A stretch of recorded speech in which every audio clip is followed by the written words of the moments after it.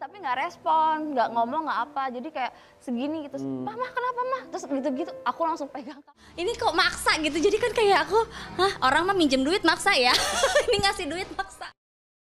Di balik sorotan kamera, di balik senyuman ramah dan penampilan glamor seorang selebriti, tersimpan kisah pengorbanan yang tak banyak diketahui publik. Hari ini kita akan menyelami perjalanan seorang artis muda berbakat Chika Jessica yang dengan tulus menolak job di acara-acara besar televisi. Demi sesuatu yang jauh lebih berharga, ibunya yang sedang sakit keras. Nama Chika Jessica mulai bersinar sejak kemunculannya di beberapa program televisi swasta.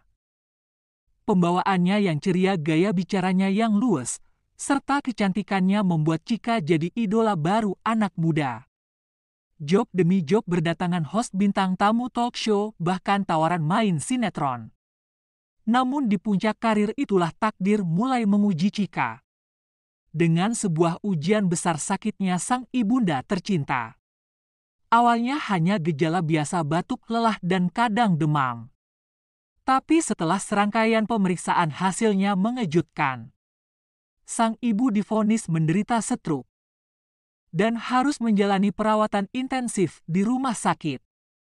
Chika panik di saat jadwalnya padat, hatinya justru berada di sisi ibunya. Dia tahu ini bukan saat untuk bersinar di layar kaca, tapi saat untuk menjadi pelita bagi ibunya yang sedang berjuang hidup. Beberapa tawaran besar datang. Acara prime time talk show nasional, hingga syuting luar kota, bayarannya bukan main. Tapi dengan mata berkaca-kaca, Chika menolak semuanya. Ketika manajernya kebingungan dan bertanya kenapa semua ditolak, Chika hanya menjawab, pelan karir bisa dicari tapi waktu bersama ibu belum tentu bisa diulang, ucap Chika Jessica. Chika mendampingi ibunya hampir 24 jam. Dari memberi makan, mengganti infus, menemani terapi, hingga menyeka air mata sang ibu yang mulai merasa bersalah. Chika hanya memeluk dan membisikkan, "Ibu bukan beban. Ibu alasan aku kuat sampai sekarang," ucap Chika. Media mulai bertanya kenapa Chika tak muncul lagi. Apakah dia terpuruk? Apakah sudah dilupakan publik? Tapi Chika tak peduli. Baginya popularitas bukan prioritas, ibunya adalah segalanya. Di saat orang lain sibuk mengejar panggung, Chika memilih menemani ibunya memandangi langit dari jendela rumah sakit, sambil menggenggam tangan yang dulu menggenggamnya waktu kecil. Hari-hari berlalu, kondisi sang ibu perlahan membaik. Meski belum sepenuhnya pulih, setidaknya senyumnya sudah kembali, dan semua itu karena cinta tulus seorang anak yang rela menunda segalanya. Chika mengajarkan kita satu hal, bahwa karir sehebat apapun tak akan sebanding dengan detik-detik berharga bersama orang yang kita cintai, terutama seorang ibu. Chika Jessica mungkin artis, tapi hari ini dia jadi pahlawan untuk ibunya sendiri. Seseorang diam-diam memperhatikan perjuangan Chika Jessica. Dia adalah Raffi Ahmad, seorang selebriti papan atas yang dikenal berhati dermawan. Raffi menyaksikan sendiri video Chika yang sedang di rumah sakit, yang sedang menunggu ibunya yang terbaring. Lalu sebuah pesan masuk ke ponsel Chika Jessica dari orang yang tak disangka-sangka, Raffi Ahmad. "Tolong kirim nomor rekening ya," ucap Raffi Ahmad. Namun apa jawaban Chika? Chika mengabaikan pesan dari Raffi yang meminta nomor rekening. Tapi Raffi Ahmad tidak tinggal diam, dia tahu bantuan ini bukan soal uang, tapi tentang nyawa seorang ibu yang sangat berarti. Ia kembali menghubungi Chika. Kali ini dengan suara tegas namun tulus dari hati. "Chika, kamu nggak minta tapi aku yang mau bantu. Ini bukan kasihan, aku respect sama kamu. Kirim nomor rekening sekarang," ucap Raffi Ahmad. Tak lama setelah Chika mengirimkan nomor rekeningnya, notifikasi pun masuk. Angka yang membuat Chika terdiam, puluhan juta rupiah. Langsung ditransfer oleh Raffi Ahmad tanpa syarat, tanpa ribet. "Aku nggak tahu harus bilang apa, Vi. Makasih banget, ini bukan cuma soal uang, tapi aku ngerasa dihargai, dilihat, disayang, ucap Cika.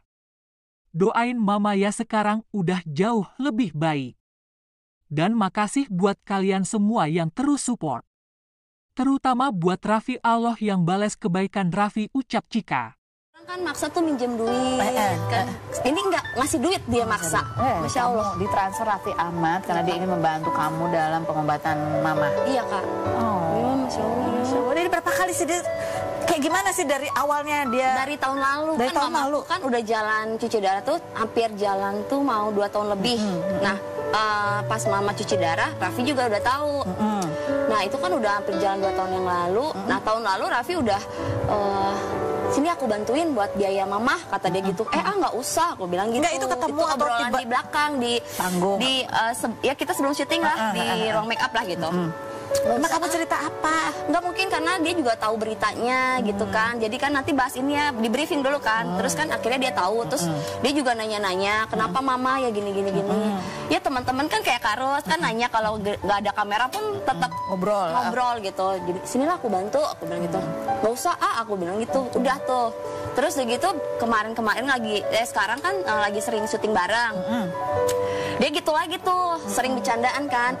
Ciko jomblo nih, jomblo bla bla bla gitu. Tapi dia keren loh bla bla bla gitu kan. Dia lagi rawat ibunya yang sakit. Kita doain semoga sembuh ya, aku bilang gitu kan. Makasih transferannya 3M. Aku sering bercanda gitu.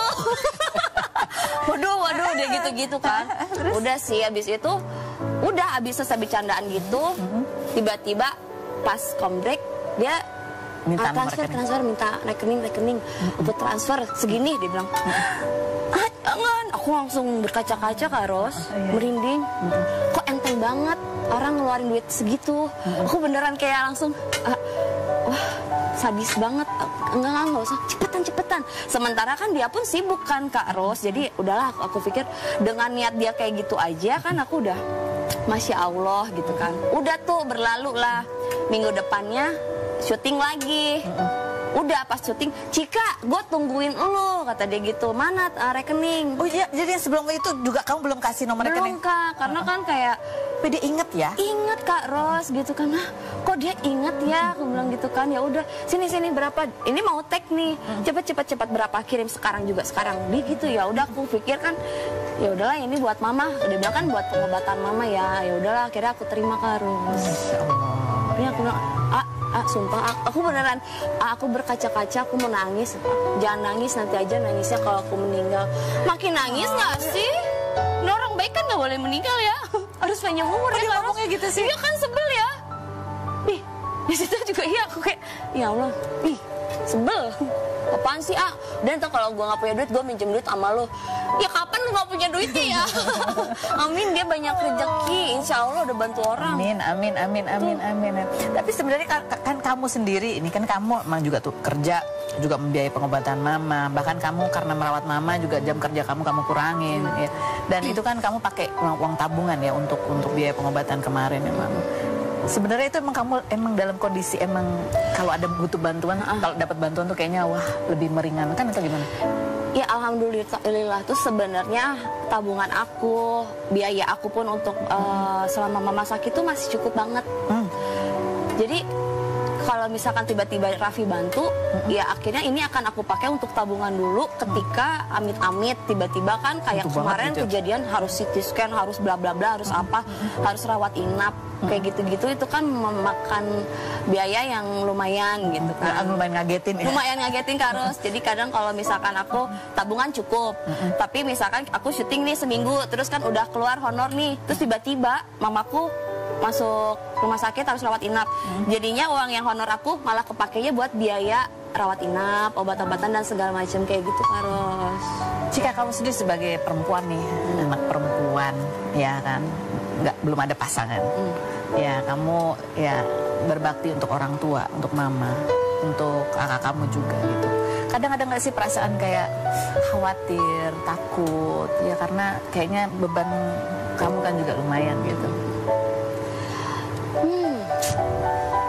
Ya mungkin ini kenapa aku belum dikasih jodoh. Aku juga mungkin kalau dikasih pasangan, aku kayaknya mungkin belum bisa sanggup buat bagi waktu buat pasangan aku, karena prioritas aku masih mama sama keluarga. Tapi aku nggak mau dijadikan beban kalau misalkan mama dan keluarga jadi tanggungan aku, karena aku merasa aku juga bahagia kok ngelakuin itu aku pengen, dan alhamdulillah ada aja rezekinya gitu Kak Ros.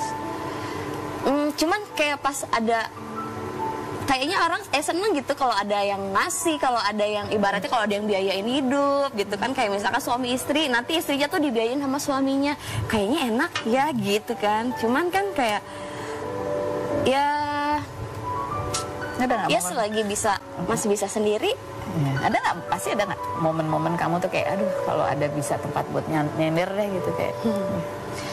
Ada sih Kak Ros, kadang kayak